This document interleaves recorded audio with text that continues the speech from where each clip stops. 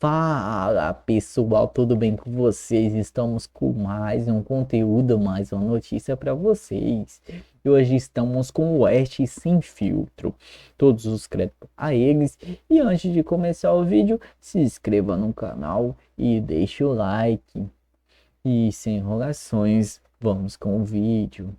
A liberdade está aí na tela. Omissão será escravidão. Os passivos, os omissos, os silentes cometem o pecado de não usar a inteligência para preservar a liberdade, não é isso?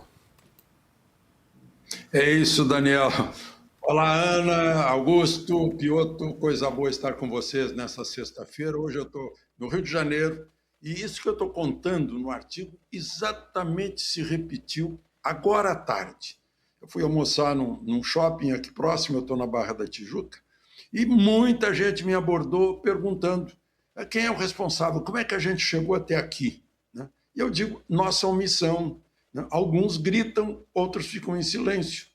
Nós não fizemos nada, como o Rio de Janeiro nada fez em relação ao aumento do crime e hoje está refém do crime aqui no Rio de Janeiro. Isso acontece no país inteiro. Né? Rasgam a Constituição, rasgaram lá, né? O primeiro rasgão mal cheiroso da Constituição foi dentro do Senado, né? Quando julgaram a presidente Dilma e omitiram metade do parágrafo único do artigo 53, né? Empichando a presidente, mas não a punindo, contrariando a Constituição. E, a partir dali, criaram um inquérito em 2019, sem a presença do Ministério Público, que é essencial, a pretexto de que era algo administrativo interno do Supremo, e coisa nenhuma, né? E aí foi se expandindo. Durante a epidemia, impediram os direitos pétreos de ir e vir, de reunião, e simplesmente impediram. Né? Pior ainda, transferiram para prefeitos. Né? Entraram no legislativo, fizeram leis, né? Um poder que é poder judiciário, não é legislativo, não pode fazer leis. Não pode dizer que a lei é inconstitucional, mas não pode redigir um substituto. Né? Então, isso foi acontecendo ante o silêncio do país, e principalmente o silêncio da mídia, que teoricamente deveria representar, deveria ser porta-voz de seus leitores, ouvintes, telespectadores. E uma grande parte ficou calada. Pior do que isso, apoiou o desrespeito à Constituição. Eu lembro que nessa semana completaram-se 810 anos da Magna Carta, né, que limitou o poder do Estado para que a nação fosse livre. A nação somos nós. Eu estou explicando isso. Né? É o pecado capital da omissão. Né? Nós temos cérebro e temos livre-arbítrio. Não usarmos isso para defender nossa liberdade é algo que contraria a nossa própria natureza. De Alexandre Garcia, é sempre muito bom ouvi-lo. Ainda tem muito mais dele, dos nossos comentaristas aqui de Oeste Sem Filtro, Augusto Nunes, Adalberto Piotto e Ana Paula Henkel também. Bom, você que ainda não é assinante da Revista Oeste, tem a oportunidade de assinar agora para ter acesso a esses e outros conteúdos que lá estão. Tenho certeza que você também quer ajudar, fazer com que a Oeste TV passe a existir muito em breve. A gente tem uma meta. Ao longo da nossa programação, a gente tem dito isso com bastante frequência. Nós queremos chegar aos 120 mil assinantes para colocarmos a Oeste TV no ar. E para isso a gente precisa. Será, Daniel? Boa noite, Piotr, Daniel, mestres, Alexandre Garcia, Augusto Nunes, muito boa noite à nossa querida audiência. Olha, Daniel, não se fala em outra coisa aqui nos Estados Unidos. O noticiário é tomado 24 horas por dia sobre o assunto, é só esse, Irã e Israel. Muito se debate em relação ao presidente Donald Trump. O presidente Donald Trump, diferentemente de seu antecessor Joe Biden, que vivia escondido, né, no bunker ali da Casa Branca, Donald Trump está o tempo todo na televisão, dando entrevistas, respondendo perguntas dos repórteres, tudo com muita cautela. Ele foi chamado ontem novamente para o Situation Room, né, que é a sala de guerra, digamos assim, da Casa Branca, para discutir outras possibilidades. Desejou, depois, numa coletiva, desejou que Irã não apenas falasse sobre cessar fogo, mas em encerrar os ataques a Israel, né? Lembrando que Israel, o que muita gente fala, mas Israel está atacando. Na verdade, Israel está se defendendo daquele nefasto e bárbaro, covarde 7 de outubro de 2023. Portanto, Donald Trump disse: um cessar-fogo não me interessa, eu quero que isso seja encerrado. Outro ponto, Daniel, que voltou a ser agora considerado de uma maneira mais firme, é o uso da mãe de todas as bombas, como é chamada a bomba MOP, aquela que perfura a primeira camada da superfície, não explode, né, no impacto, vai perfurando e a sua explosão se dá numa camada mais profunda subterrânea, e isso pode atingir alvos importantes para Israel, para os Estados Unidos, e que pode trazer aí o colapso de várias instalações iranianas. Outro ponto também, em relação a essa bomba, Daniel, é importante a gente frisar: só os Estados Unidos têm essa bomba. Essa bomba ela é muito especial, e também não apenas por esse sistema único de perfurar e não explodir no primeiro impacto, mas também porque ela precisa ser carregada por uma aeronave especial, que é chamada Stealth, que é uma aeronave que é praticamente invisível a qualquer radar aéreo. Então, antes, Donald Trump havia dito a Netanyahu, há algumas semanas, num iminente conflito, que ele não usaria essa bomba, mas agora já a própria imprensa também já fala que esse uso não está descartado. Talvez por isso Irã queira voltar à mesa, ou, enfim, está interessado numa possível conversa. Agora, o porta-voz do presidente iraniano dizer que essas instalações iranianas elas são exclusivas para fins pacíficos. É difícil, né, a gente acreditar nisso, até porque algumas fiscalizações foram proibidas de serem feitas. As fiscalizações, que normalmente são feitas em relação a todo o armamento, possível arsenal nuclear, algumas fiscalizações não conseguiram ser efetuadas. Por isso, até que houve essa desconfiança de Israel, lembrando que a inteligência de Israel, o Mossad, é avançadíssimo. Então, nós temos que suspeitar, né? E nós estamos falando de um país que financia, que patrocina o Hamas, o Hezbollah, o Houthis e todo esse ódio contra o Ocidente e contra os Estados Unidos. Imagens, mais uma vez, de Teherã chegaram até aqui os Estados Unidos, de pessoas nas ruas cantando Morte à América, o mesmo canto que foi entoado no parlamento iraniano, que, infelizmente, Geraldo Alckmin representou o Brasil naquela ocasião. Portanto, Daniel, muita coisa, né? Como Augusto disse, Donald Trump disse que vai ver o que vai fazer em relação ao Irã, não daqui a 2 semanas, mas que ele pode decidir muita coisa nas próximas 2 semanas, pode ser daqui a 10 dias ou essa noite, por exemplo. Augusto? Olha, por isso que eu usei a expressão devolveu a infância. O programa nuclear do Irã. A Ana foi muito bem lembrado. Resta usar essa bomba para atingir a última ramificação aí do sistema. Esqueça tudo que sabe de jogos e... Conduzido por esse tipo de avião. Eu não tenho dúvida de que isso é necessário, porque é preciso acabar com essa brincadeira. A guerra, por incrível que pareça, a bomba nuclear garantiu o equilíbrio, a paz, durante a Guerra Fria. Os Estados Unidos tinham, a União Soviética tinha, e por muito pouco não houve um conflito nuclear. Houve um momento em que não conseguiu, alguém, por engano, denunciou aí a decolagem de mísseis soviéticos e não tinham coragem de acordar o presidente Jimmy Carter.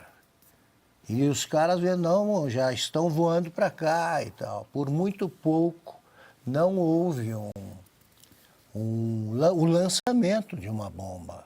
Mas a bomba serviu para manter a paz, por incrível que pareça. No Oriente Médio, o primeiro país que fizer a bomba vai jogá-la sobre Israel. Não tem dúvida. Eles não raciocinam com a nossa cabeça, não. Eles são malucos. Olha para a cara desse Ayatollah Khamenei aí, o sujeito está chegando a 90 anos, aí está lá 40, e só com aquela cara, não deu um sorriso nesse período, e só pensando em destruir, né, o monstro judeu, o demônio judeu, e depois a gente, não podemos esquecer, o Ayatollah Khomeini, quando venceu lá o Shah da Pérsia, ele disse que eram 3 os objetivos do regime da Revolução Xiita. Primeiro, destruir Israel, jogar Israel no mar, né? ou fazer aquele território, garantir, tirar de Israel aquele território que vai do rio ao mar, Israel inteiro. Segundo objetivo, consolidar a supremacia xiita no Oriente Médio. Terceiro, parece que eu estou louco, né? Palavras dele, conseguir instalar o regime xiita, a supremacia dessa vertente do islamismo no mundo. No mundo. Então, essa bomba, o Trump, a hora que for necessário, ele usa. Eu acho que deveriam acabar com esses sistemas, porque Israel repetiu. O governo israelense repetiu, e eles cumprem isso, que não haverá um segundo holocausto. Não haverá. E é com isso que sonham os inimigos de Israel. Israel já neutralizou o programa nuclear sírio, o programa nuclear iraquiano e agora um terceiro. E todos eles querem a bomba para jogar sobre Israel. Ponto. E ainda falando sobre as ameaças do Irã, nessa semana, o Irã ameaçou fechar o Estreito de Hormuz, uma das rotas marítimas mais estratégicas do mundo. Pelo local, passa cerca de 20% do petróleo consumido globalmente. O estreito, que liga o Golfo Pérsico ao Mar de Omã, é considerado essencial para o escoamento da produção de países como Arábia Saudita, Iraque, Irã, Emirados Árabes, Catar e Kuwait. A nova escalada nas tensões foi motivada pelo apoio ocidental, especialmente dos Estados Unidos, a Israel e pela intensificação de sanções contra Teherã. Alexandre Garcia. Bom, em primeiro lugar, eu queria começar dessa última notícia dada pelo porta-voz do governo iraniano, né, dizendo que bastaria Trump dar um telefonema para Israel. Ou seja, ele está dizendo, pelo amor de Deus, Trump pede para Israel parar que a gente não aguenta mais. Por que não pediram para a China? Porque a China tem interesses em Israel, Porto de Haifa, por exemplo, e depende muito da tecnologia que é produzida em Israel. Vai pedir para o Putin. Não, o Putin está ocupado com Zelensky, o Putin não tem mais condições, está segurando as calças com a Ucrânia. Pede para os países árabes. Boa parte dos países árabes, que são, como o Augusto lembrou, que são sunitas, não são xiitas como o Irã, nem falam a mesma língua do Irã, né? Tem mais afinidade com Israel hoje por causa da tecnologia de Israel, que está ajudando boa parte desses países. Então o Irã, no seu fanatismo xiita, de querer dominar o mundo, de achar que os Estados Unidos é o diabo, está pedindo ajuda para os Estados Unidos. Né? E Trump sabe muito bem, parece que ele está dando 2 semanas para Israel fazer isso, que não adianta cessar fogo com os ayatolás. É só uma parada, vai começar tudo de novo. O programa nuclear vai recomeçar lá da infância, como lembrou o Augusto. Né? Então, o que tem que fazer é derrubar esse regime, voltar o Irã a ter um regime democrático, seja monarquia, ou, enfim. Tá? Está lá o descendente da dinastia Pahlavi, né, que tem o mesmo nome do Shah, o Shah da Soraya, da Faradiba. Né? O Shah está pronto para voltar. O Shah já faz parte de um conselho de governo do Irã. Né? Então, e boa parte do povo iraniano tem afinidade com Israel. Dos tempos de Ciro, o rei persa. Né? Nós, europeus, chamamos o Irã de Pérsia, né? Mas o Irã sempre foi Irã, na verdade. Né? E que libertou os judeus para voltarem da Babilônia. Né? Babilônia lá no Iraque. Então tem essa história também que une os povos. Não há ódio entre os povos. Né? Há ódio desse Khomeini, xiita. Né? Os xiitas já estavam... Quando eu cobri Guerra do Líbano, em 82, que eu estava lá em Beirute, que entrei com as forças de Israel tomando o aeroporto de Beirute, né? Os xiitas já estavam lá, embaixo da terra, né? Lendo a cartilha do Marighella, né? Do Manual da Guerrilha Urbana, para espalhar isso pelo mundo. Não é de agora. Né? Então, bom, aí vem, né, a história do Estreito de Hormuz. É uma passagem... E os países árabes produtores de petróleo estão de olho nisso. Né? Se o Irã tiver a desfaçatez de fechar, ele vai ter, aí sim, a inimizade explícita dos seus vizinhos produtores de petróleo. Então, não tem saída o regime iraniano. É a grande oportunidade de o Irã, de o povo iraniano, de as mulheres iranianas, de os homossexuais iranianos pararem de correr risco de vida, porque serão assassinados. Né? Têm sido assassinados.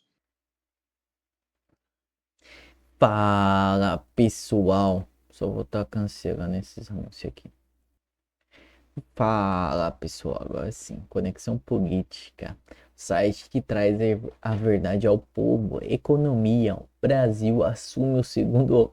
Economia, já vem com o Brasil assumindo o segundo lugar em ranking global de maiores juros reais após nova alta da Selic.